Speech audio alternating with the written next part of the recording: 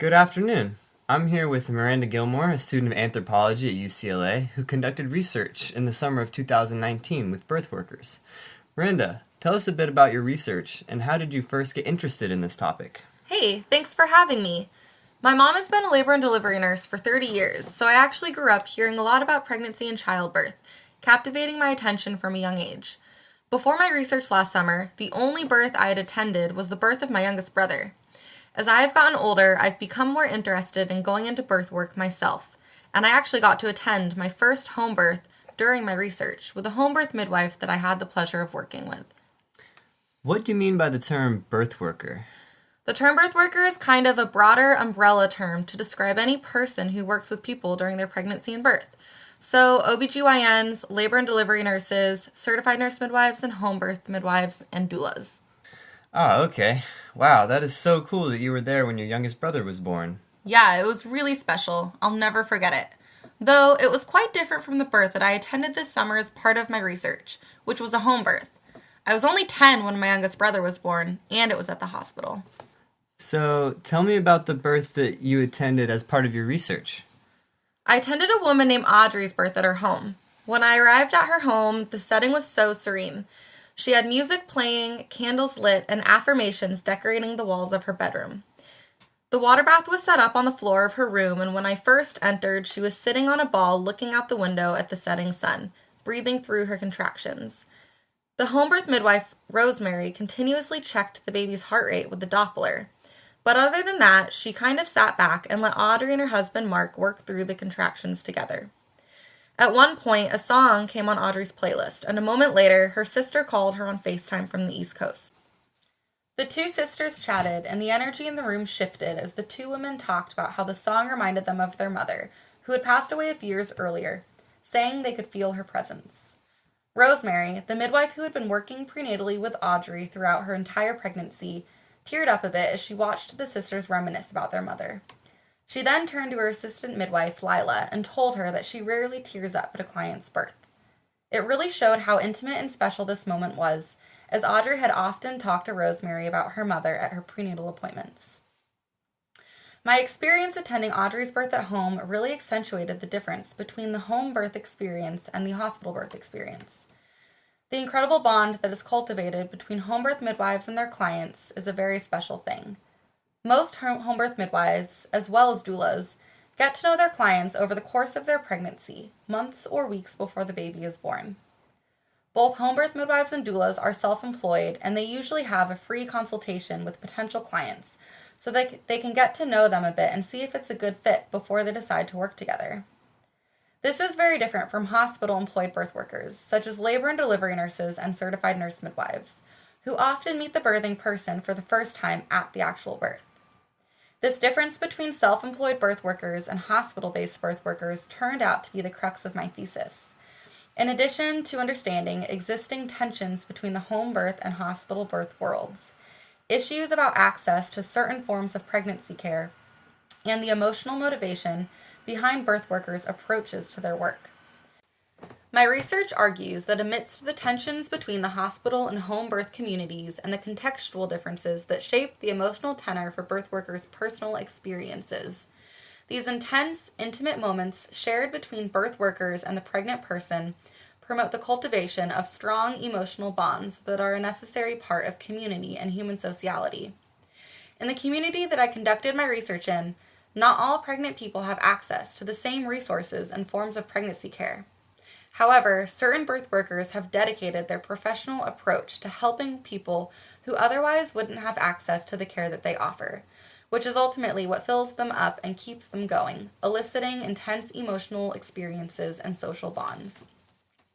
My research also illustrates the disconnection between the hospital and home birth communities, which is recognized by many birth workers as a disservice to the community.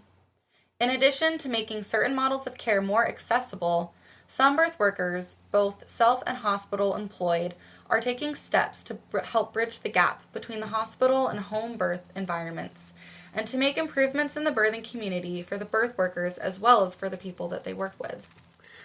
Okay, so tell me a bit more about your research. What exactly did you do, and where? I conducted ethnographic fieldwork for 10 weeks in a small city in Northern California, where I interviewed labor and delivery nurses, certified nurse midwives, home birth midwives, and doulas. I also attended various events that are related to birth, worked closely with a few individual birth workers, and conducted a sort of diary study where I prompted questions for birth workers to fill out about individual births, including questions such as where the birth took place, if it was someone that they'd worked with before, if the birth went smoothly, and how it made them feel emotionally. The main purpose of the diary study was to explore a focus of my research, which is on a new emotional construct called kamamutta, a Sanskrit term used to describe the emotion associated with being moved or touched by something or someone, or to have an intense and sudden connection and feeling of love, community, or belonging. There are particular physiological sensations associated with this emotion, which were prompted on the diary study template that I asked birth workers to fill out. For example, experiencing a heartwarming sentiment, being choked up, teary-eyed, having a lump in the throat, having chills or goosebumps, or feeling buoyant, light, refreshed, energized, exhilarated, are all aspects of this emotion. Experiencing an incredible bond, feelings of love and closeness, and feeling more strongly committed to relationships are also sensations associated with the emotion kamamutta. I actually found that nearly every birth worker that I interviewed had at least one story or example of a birthing experience that made them feel this intense emotion, and many referred to the birth stories that they told me as births that filled their cups up and kept them going. Though, unfortunately, in the community that I conducted my research in, there is a divide between the hospital and home birth models of care, which negatively affects the emotional motivation and identity of various birth workers. Fascinating. Will you explain a little bit about the differences between the birth workers' emotional experiences and the divide between the hospital and home birth models of care? Yeah, I don't want to get into too much detail, but I do think it's important to have an understanding about the medicalization of childbirth. Women have been assisting women in childbirth for a very long time, possibly for over 1 million years. There's a biological anthropologist named Wenda Trevathan who uses the term the obligatory midwife to describe the hypothesis that humans have evolved to experience emotions that necessitate assistance from a birth attendant because it is safer for both the mother and the baby. I find this fascinating, especially because my research focuses a lot on the emotional aspect of birth, but from the perspective of birth workers, not the person in labor. Giving birth at home was very common in the United States until the 19th and 20th centuries, when birth became increasingly medicalized and more women began to give birth at the hospital. In 1949, home birth actually became illegal in California, though it has since been re-legalized. Wow, I didn't know anything about the history of childbirth in the U.S. Will you expand on what you found in relation to the emotions evoked by birth for different birth workers? I found that different birth workers experienced instances of kamamutta in different ways, depending mostly on where they work. For example, many hospital-based birth workers described their positive birth experiences as exceptional, focusing on instances of intense relief and births that made them feel like they were really making a difference in the world, often referring to beautiful births as a universal language. Instances of kamamutta were spoken about in a more communal, big-picture kind of way among hospital-employed birth workers, though when they described experiencing this emotion, they often had very specific examples, as kamamutta is not felt at every birth. One labor and delivery nurse wrote a story about a birth that she attended at the hospital in the diary study about a French-speaking African refugee who had her own interpreters and received incredible support from her doula at her birth. She stated how it was an exceptional experience that made her feel true joy, expressing how, despite a language barrier, she still felt as though she was able to bond with this patient. In the diary study, she noted some of the intense physiological sensations associated with kamamutta, such as moist eyes, chills, goosebumps, and warmth in her chest, that she experienced at the birth.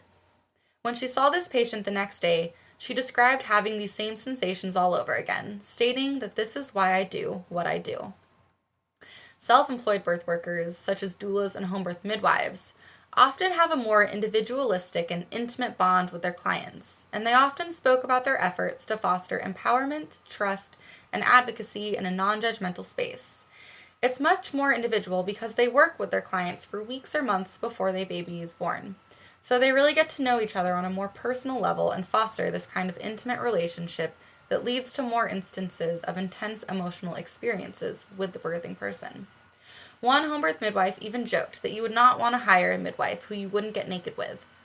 Although self-employed birth workers talk about the intense emotional bonds that they cultivate with their clients as being individualized, they tend to speak about intense emotional bonds and instances of kamamuta in a more collective way, as this is at the core of their work and the model of care that they strive for. I spent a lot of time with a doula named Cedra who volunteers at a maternity home for marginalized women called Matilda House. Cedra spoke passionately about her work, believing that the individualized, continuous care that doulas are able to provide needs to be fully resourceful to all people, and it shouldn't come with a price tag. Vehemently believing that her doulaing is something that she does not want to be paid for because she is passionate about helping women who she believes needs it the most. Cedra talked about what she calls mothering the mother, which is a really important and fosters a sensation of connection, often resulting in an instantaneous click of love toward her clients. Although the evocation of kamamuta and feelings of connection toward the birthing person differed between the hospital and self-employed birth workers, many birth workers, both hospital and self-employed, spoke rather elaborately about the disconnection between the birthing models and expressed their desire to bridge the gap between home and hospital births. Wow, I never knew there were so many differences and intricacies between the hospital and home birth worlds. It's amazing that so many of the birth workers that you interviewed and spoke to expressed their concerns and dissatisfaction with the tension within the community and their desire to help bridge the gap between the hospital and the home birth worlds. How do you hope your research will contribute to a greater context of birth? Well, people are not going to stop having babies. So I think it's pertinent to understand the differences between various birth workers, to understand what fills them up and keeps them going in their chosen profession. Realizing what motivates birth workers to continue caring for pregnant individuals may inform future generations of birth workers as they decide which direction to pursue pregnant people, as they choose which model of care they are looking for, and larger institutions such as hospitals and policymakers who have the upper hand in decisions that affect anyone who brings new life into the world. And of course, it's important to both understand and acknowledge the wonderful people who have dedicated their careers to assisting others during this intimate time. Amazing. Wow, thank you, Miranda. I'm afraid that's all the time we have for today, but thank you for coming and sharing with us your great research. Yeah, thank you. I'd also like to thank Dr. Lemelson, my advisor, Professor Fisk, all of the professors who have been part of the Lemelson program, and of course, all of the birth workers who shared their stories with me.